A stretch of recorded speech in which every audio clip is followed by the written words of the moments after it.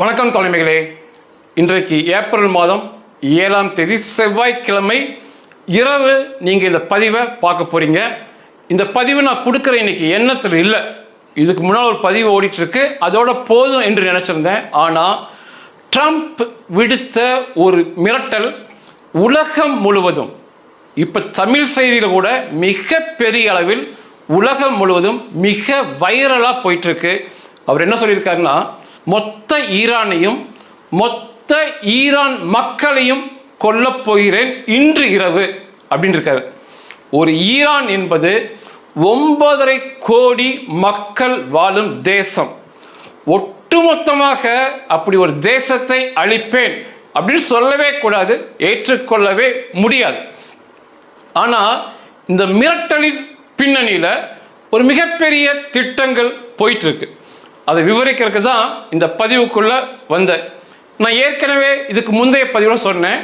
Trump ஏற்கனவே சொல்லியிருந்தார், எனக்கு ஒரு இரவு சிங்கிள் நைட் போதும், மொத்த ஈரானியமே இல்லாமல் பண்ணி காட்டுவேன் அப்படின்னு சொன்னார்.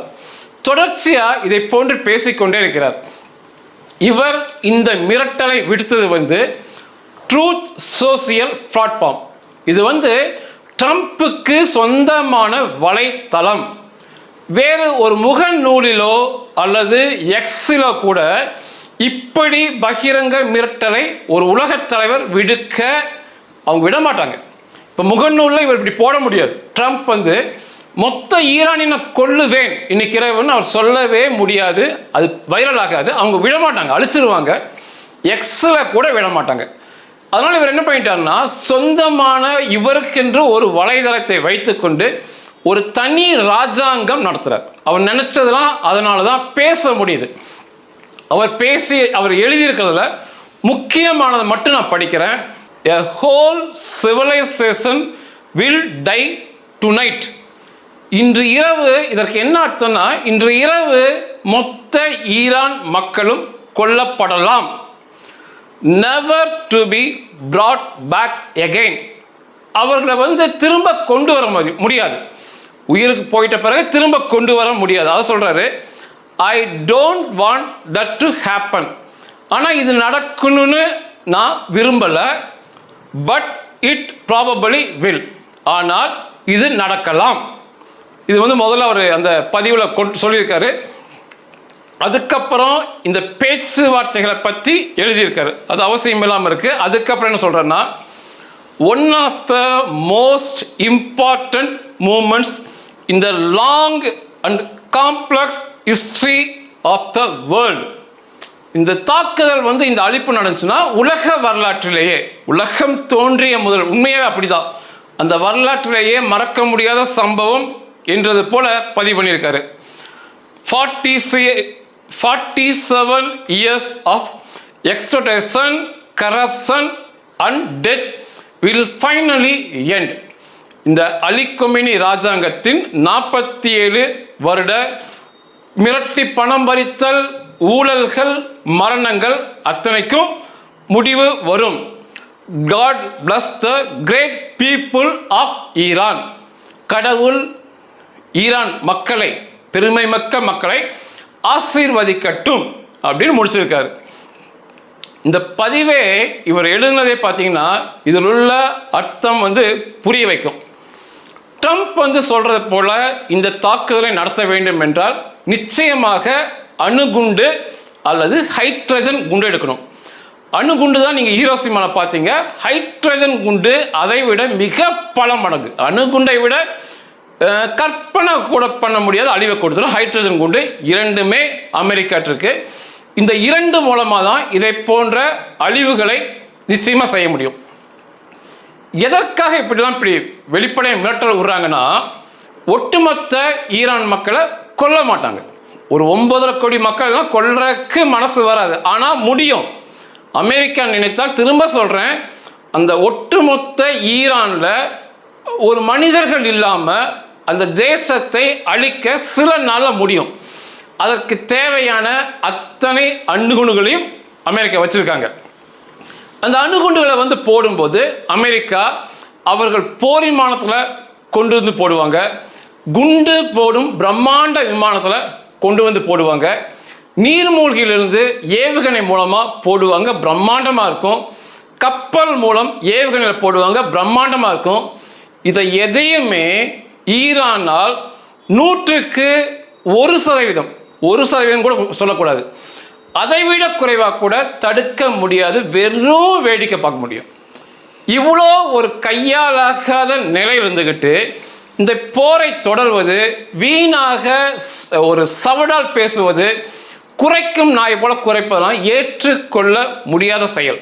எதற்காக ட்ரம்ப் முன்கூட்டியே இதை போல எச்சரிக்கைகளை, ஒரு இரவில் அழிச்சிருவேன், மொத்த மக்களையும் கொள்வேன் என்று சொல்வது எல்லாமே இந்த பேச்சுவார்த்தைக்கு இவர்கள் உடன்பட்டு வரலன்னா நிச்சயமான அணு குண்டு தாக்குதல் ஈரானுக்கு உண்டு. அதில் எந்த வித மாற்று கருத்துமே இல்லை. நான் ஏற்கனவே சிம்சோன் ஆப்ஷன்கிற இஸ்ரேலை பற்றி பேசியிருந்தேன், அணுகுண்டு போடுறதை பற்றி. அமெரிக்கா நிச்சயமாக ஒரு பாடம் புகட்டாமல் விடவே மாட்டாங்க. அதற்கு இந்த உலக மக்களை, குறிப்பாக இஸ்லாமிய அரபிய மக்களை தயார்படுத்துவதற்கு தான் முன்கூட்டியே சொல்லி கொண்டே இருப்பது, இப்படி அதிகப்படுத்தி சொல்லுவது. இப்போ ஒரு சினிமா எடுக்கிறாங்கன்னு வைங்களேன், அந்த படத்துக்கு அந்த இயக்குனருக்கு ஒரு கையை வெட்டுவது போல காட்சி தேவை என்றால் அவர் அந்த சினிமா எப்படி எடுத்துப்பார்னா, 2 கையும் வெட்டுறது மாதிரி 2 காலையும் வெட்டுவது போல காட்சி எடுப்பார். ஒரு முத்தம் கொடுக்கும் காட்சி வேணும், ஒரு 3 முத்தம் அவசியம் என்றால் அவர் எப்படி எடுப்பார்னா, ஒரு 20 முத்தம் 20 போல காட்சி எடுத்து தான் சென்சாருக்கு கொண்டு போவாங்க, அதிகப்படுத்தி தான் கொண்டு போவாங்க. அவங்க அதெல்லாம் அனுமதிக்க மாட்டாங்க, முடியாது. அப்படிங்கும் போது பேச்சுவார்த்தை நடத்தி 4 வெட்டு இருக்கு, 2 கையை 2 காலை வெட்டுற மாதிரி இருக்கு, ஒரு வெட்டுதலையாவது அனுமதிங்கம்பாங்க. 20 முத்த காட்சி எடுத்திருக்கோம், 3ஐயாவது அனுமதிங்கம்பாங்க. இப்படி மிக பெரிதாக பண்ணி அவர்களுக்கு தேவையானதை பெற்று கொள்ளும் ரகசியம் இது. நிச்சயமாக அணுகுண்டு போடுவாங்க. அதற்கு இந்த உலக மக்களை தயார்படுத்துவது, அதை ஏற்றுக்கொள்ள வைப்பது. மொத்த ஜனங்களையும் 9.5 கோடி மக்களையும் கொல்ல மாட்டாங்க. அணுகுண்டுகள் போடும்போது சில லட்சம் மக்களை கொல்வதற்கான வாய்ப்பு நிச்சயமா இருக்கு. குறிப்பாக எங்க இந்த ராணுவ அந்த பேடிகள் ஒளிஞ்சிருக்காங்களோ அங்க போடுவாங்க. லட்சக்கணக்கில் மரணமடைய வாய்ப்பு இருக்கு. தாக்குதல் நடத்தும் போது ஏற்கனவே நான் அணுகுண்டை வைத்து தாக்குதல் நடத்துவேன்னு சொல்றதுனால அணுகுண்டு தாக்குதல் நடத்தும் போது ஏற்றுக்கொள்வார்கள், அந்த மனநிலைக்கு வந்துருவாங்க. மொத்த மக்களையும் அழிப்பேன், 9.5 கோடி மக்களையும் அழிப்பேன்னு சொல்லிட்டு ஒரு சில லட்சம் மக்கள் அழிச்சா அதை ஏற்றுக்கொள்ளும் மனநிலைக்கும் இந்த இஸ்லாமிய அரபிய உலகம் வந்துடும்.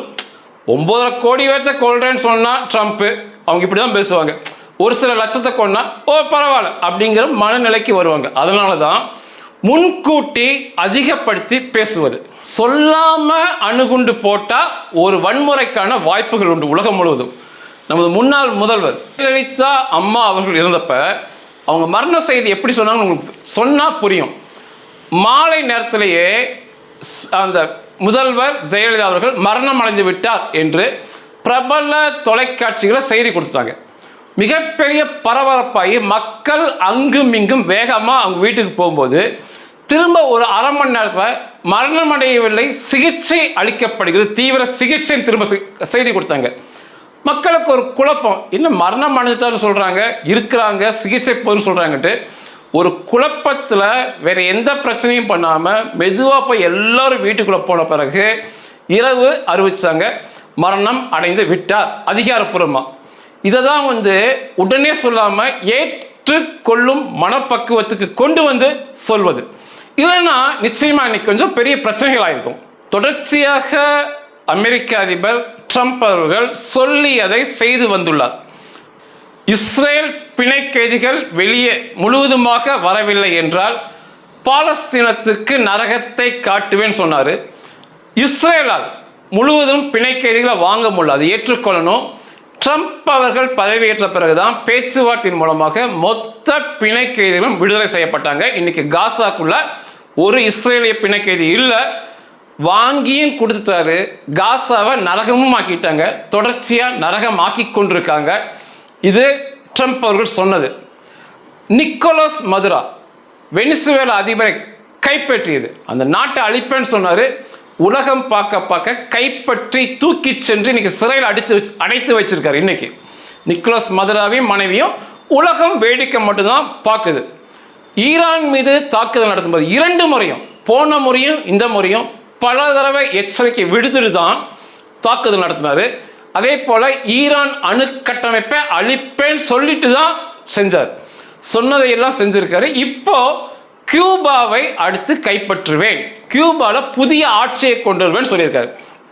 நிச்சயமா கியூபாலாம் வரட்டு பிடிவாதத்தில், கம்யூனிஸ்டத்தில் வாழ்கிறோம் அப்படின்னு வரட்டு பிடிவாதம் உலகத்தோடு சேராமல் வாழ்ந்து கொண்டு நீங்கள் இந்தியாவில் ஒரு 1950 காலகட்டத்தில் எப்படி ஒரு வாழ்க்கையில் நம்ம இருந்தோமோ, எதை போல கார்களை நம்ம பார்த்தோமோ, எதை போல என்னென்னலாம் நம்ம பார்த்தோமோ, அதை போன்ற காட்சிகளோடு உலகத்தோடு ஒத்து வாழாமல் கியூபா தனித்து செயல்படுகிறது.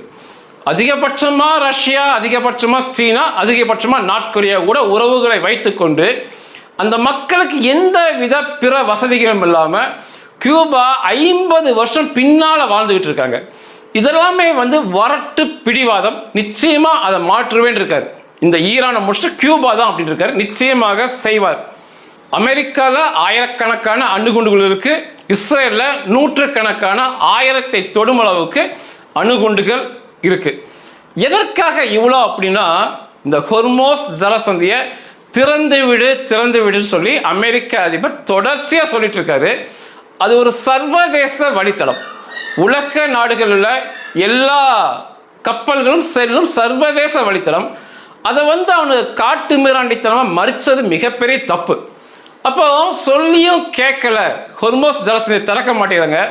தொடர்ச்சியாக அந்த பிடிவாதமான அந்த ரெஜிம், அந்த மதவெறி பேடி கும்பல் ஆட்சியிலே இருக்கானுங்க. எதுக்குமே ஒத்து வரல. அப்படிங்கும் போது இந்த அணுகுண்டு தாக்குதல் அவசியமாகிறது. இன்னைக்கெல்லாம் அமெரிக்கா மிகப்பெரிய அளவில் அவங்க இராணுவ வீரர்களை இழந்துலாம் இதை பெற வேண்டிய அவசியமே இல்லை. நான் ஏற்கனவே சொன்னேன், வான்வெளி தாக்குதலையே இவர்கள் நினைத்ததை சாதித்து விடுவார்கள் என்று. அதுக்கேற்ற போல சனிக்கிழமை அங்கே ஒரு பிரச்சனை போயிருக்கு ஈரானுக்குள்ள. ஈரானை ஆளும் அதிபர், அவர் தான் மக்களால் ஓட்டுகள் வாங்கி ஜெயித்தவர். மசூத் பெசசியானுக்கும் அந்த படுத்து கிடக்கும் மொஸ்தபா கொமேனி, கொல்லப்பட்ட அலி கொமேனியோட மகனுடைய தொடர்பில் இருக்கும் இராணுவ தளபதி உசைன் தஹீப், இவன் தான் இன்னைக்கு ஐஆர்ஜிசியோட தலைவன். இந்த மசூத் பெசசியானுடைய இராணுவம் தான் ஈரான் தேசிய இராணுவம். இவங்க எங்க இருக்காங்கன்னா ஈரான் எல்லைகளில். ஈரானில் மொத்த மக்கள் தொகை 9.5 கோடி பேர் இருக்காங்க. அதனுடைய எல்லைகள் பார்த்தீங்கன்னா 16,48,000 கிலோமீட்டர், பிரம்மாண்டமான நாடு. அந்த எல்லையை பாதுகாக்கும் முயற்சியில் இந்த மசூத் பெசசியானுடைய தேசிய இராணுவம் இருக்காங்க. இந்த ஐஆர்ஜிசி, இந்த காட்டு மிராண்டிகள் இராணுவம் எங்கே இருக்குன்னா, ஈரான் நாட்டுக்குள்ள மக்களை அடக்கி வைக்கும் முயற்சியில் எப்பவுமே இருக்காங்க.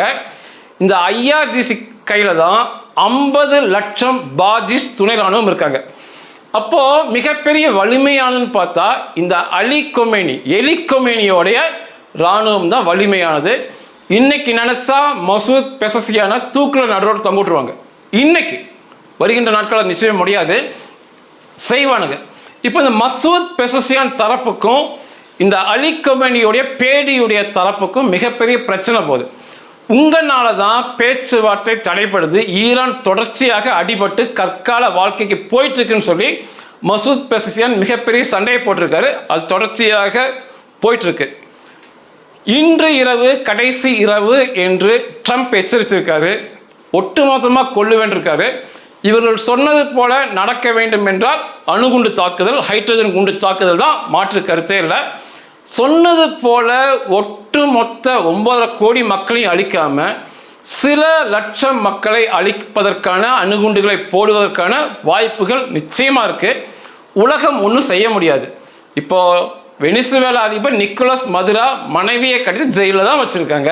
அமெரிக்க ஜெயிலில் தான் இருக்குது. யார் என்ன பேசுனா, சும்மா இல்லாதப்ப எது வேணால் பேசிக்கலாம். என்னுடைய விருப்பம் ஒட்டுமொத்த 9.5 கோடி மக்களையும் அழிப்பது தவறு. அவங்களும் செய்ய மாட்டாங்க, ஆனால் அழிப்பது தவறு. நிச்சயமான ஒரு சில அணுகுண்டு தாக்குதல் ஈரானுக்கு அவசியம். 47 வருஷமாக பிடிவாதமாக மக்களை கொன்று கொண்டு இன்னைக்கு 35 நாளாக இன்டர்நெட்டில் உலகத்திலேயே இன்டர்நெட் கொடுத்த பிறகு 35 நாள் தடை செய்தது ஈரான் தான். மக்களுக்கு எந்த கருத்துரிமையும் இல்லை, பெண்களுக்கு உரிமை இல்லை. இவ்வளோ தாக்குதல் நடத்தின பிறகும் பிடிவாதமாக இஸ்ரேல் மக்கள் மீது தாக்குதல் நடத்துவது சர்வதேச வழித்தடமான ஹொர்மோஸ் ஜலசந்தியை திறந்து விடாது. இதெல்லாம் பார்க்கும்போது இந்த இஸ்லாமிய அரபிய பயங்கரவாதிகளுக்கு, பயங்கரவாதத்தை பின்பற்றுகின்ற மக்களுக்கு அவர்களுக்கு புரிய வைக்க வேண்டும் என்றால் நீண்ட நாள் அந்த அச்சத்திலிருந்து அவர்கள் வெளியே வர முடியாதபடி அவர்களை அடக்கி வைக்க வேண்டும் என்றால் ஒரு சில அணுகுண்டு தாக்குதல் நிச்சயமாக அவசியம், காலத்தின் கட்டாயம்னு நான் பதிவு பண்ணுவேன். அப்போ தான் அதுவுமே அந்த மக்கள் பலியாகாமல் அந்த 50 லட்சம் 60 லட்சம் 50 லட்சம் பாஜிஸ், அந்த 6 லட்சம் இராணுவ வீரர்கள், IRGC இராணுவ வீரர்கள், இவர்களை தேர்ந்தெடுத்து மொத்தமாக கொண்டாலுமே நான் மிகப்பெரிய அளவு மகிழ்ச்சி அடைவேன். ஆனால் பொதுமக்கள் கொல்லப்படுவது ஏற்றுக்கொள்ள மிக மன வலியை தரக்கூடியதான். இந்த போர் நீடித்தால் அணுகுண்டு தாக்குதல் நிச்சயமாக நடக்கும். அவர் சொன்னது போல முழு ஈரானை அழிக்க மாட்டாங்க. அப்பதான் இவனுக்கு திருந்துவதற்கு, இந்த ஈரான் பிடிவாத கும்பல் திருந்துவதற்கான வாய்ப்புகளும் இருக்கு. நன்றிகள்.